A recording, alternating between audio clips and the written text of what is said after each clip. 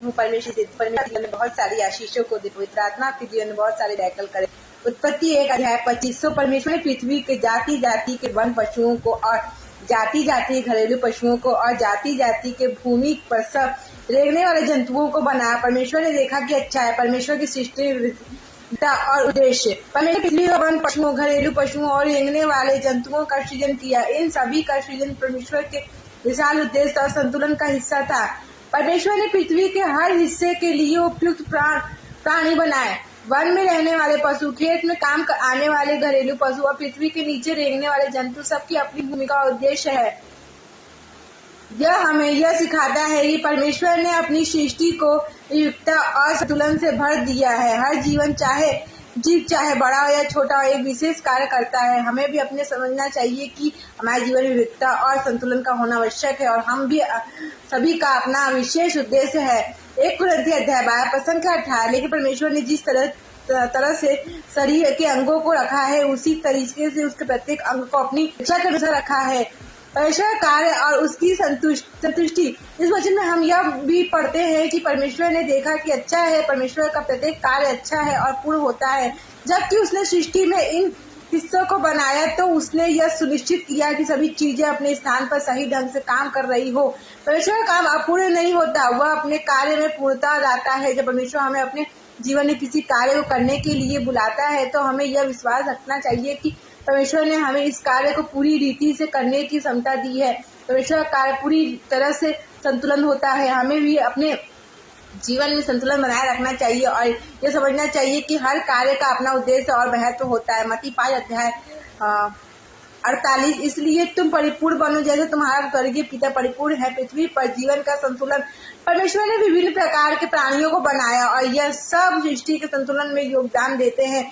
One पशु जंगलों में रहते हैं, घरेलू पशु जीवन सहायक होते हैं और रेंगने वाले जंतु भूमि के परिस्थितियों तंत्र को बनाए रखते हैं। इससे हमें यह सीखने को मिलता है कि संतुलन और सहयोग परमेश्वर की सृष्टि का महत्वपूर्ण हिस्सा है। हमें अपनी जिंदगी में संतुलन बनाए रखना चाहिए जैसे हर प्राणी अपने स्थान पर संतुलन बनाए रखता है। परमेश्वर ने हमारे जीवन में भी संतुलन बनाए रखने के लिए हमें जिम्मेदारियां दी हैं और सृष्टि में हर प्राणी का अपना कार्य है। वैसे ही हमें अपने कार्यों को समझदारी से करना चाहिए ताकि हम परमेश्वर की योजना को पूरा कर सके। फिलिपियों 4 अध्याय 5। तुम्हारी कोमलता सब लोगों के पास प्रकट हो, प्रभु निकट है। परमेश्वर की सृष्टि का आशीर्वाद।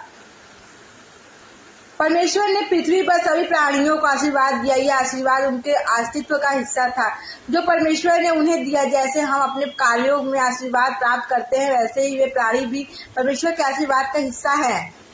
परमेश्वर ने अपने प्राणियों को यह अधिकार आशीर्वाद दिया कि वे पृथ्वी पर पड़े भरे और जीवन के चक्र का हिस्सा बने। हमें भी परमेश्वर से मिली इस आशीर्वाद को पहचानना और उसके सही उपयोग करने की आवश्यकता है। परमेश्वर ने हमें भी जीवन में बढ़ने, फलने, फूलने और अपनी जिंदगी का उद्देश्य पहचानने का आशीर्वाद दिया है। हमें इस आशीर्वाद को समझते हुए अपनी जिंदगी में सफलता और संतुष्टि की ओर बढ़ना चाहिए। 1 कुरिन्थियों अध्याय 10:31। सो चाहे तुम खाओ या पियो या कुछ और करो, सब कुछ परमेश्वर की महिमा के लिए करो। हमारे जीवन में परमेश्वर की सृष्टि की महिमा।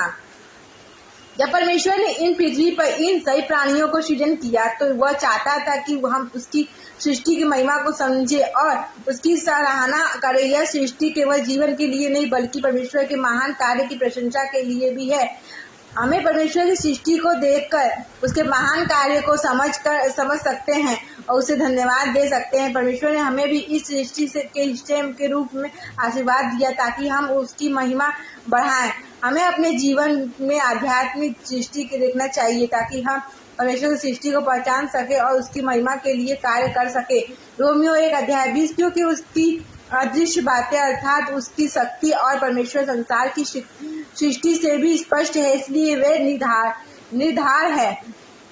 उत्पत्ति 1 अध्याय 25 हमें यह सिखाता है कि परमेश्वर ने पृथ्वी पर जीवन के हर पहलू को ध्यानपूर्वक सृजन किया है, चाहे वो वन पशु हो, घरेलू पशु या रेंगने वाले हो।